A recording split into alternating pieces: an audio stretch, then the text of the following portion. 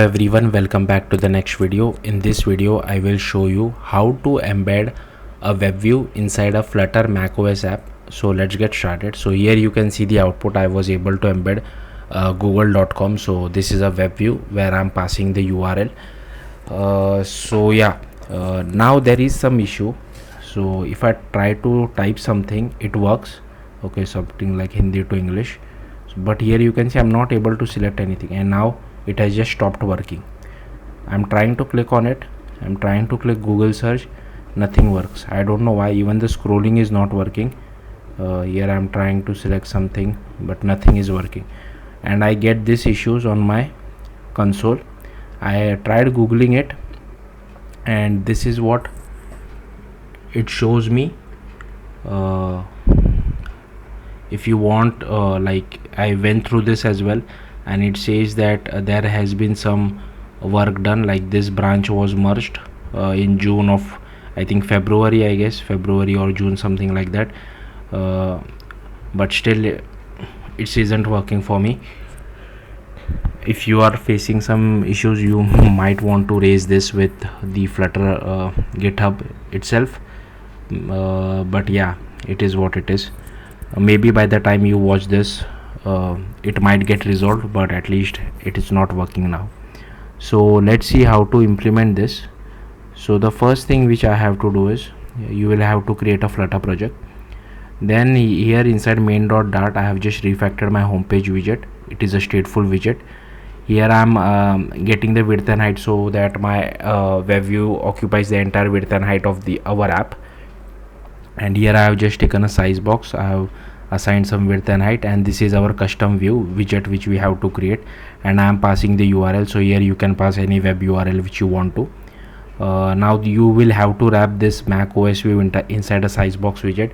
Even though on the native side you might be assigning some width and height, this causes a lot of issues. That's why we have to wrap our native view with a size box or some container with fixed width and height. And here, fix as in this width and height can change, right? But I at least know, at least telling my native view that okay, you have to occupy this much. And inside here, as you can see, I have created this stateful widget. It takes a URL, and this is the identifier. Same identifier we will have to use it on the native macOS side as well. And here I have just created a map. Here I have created one key, and inside init state I have just initialized our key. The key is required because suppose you change the URL to something else, now apple.com, then the widget should get updated. That's why we are using this key. And here I am just passing our URL inside this map URL key, and once the URL has been updated, I am updating our map as well as our key. And if the platform is macOS, then we are displaying this app-kit view. For others, just displaying a placeholder. If you want to learn it for Android and iOS as well without a third-party library, I do have a video on my channel as well. And here I am just passing our key. I am passing our view type, which is the identifier which we have defined over here. Layout direction, creation params is our map, and this is just boilerplate code, standard message codec. Next, you will have to go to your macOS and open XC workspace, open it in Xcode. And firstly, you will have to go to main Flutter window. Here this is now again boilerplate code which you have to write. The only thing which you have to be careful about, this identifier should be the same what you have defined over here. And here I am referencing my Swift file which I have created, my macOS view native factory. You can name it whatever you feel like, and just reference it over here. Next, create a Swift file of whatever name you want to give. And here I have imported WebKit along with Cocoa and Flutter macOS. And again, this is boilerplate code which you have to write for all the native view which you want to create. And here we are overriding a method called create, which takes an NS view. And here I just wanted to show it to you that I'm getting the width and height of our app over here as well. And while creating our WK WebView, I'm assigning the width and height to this. Even if you don't assign width and height, that's fine, like you don't need to extract this, but I just wanted to show it to you. Suppose you can just write something like this as well. sorry.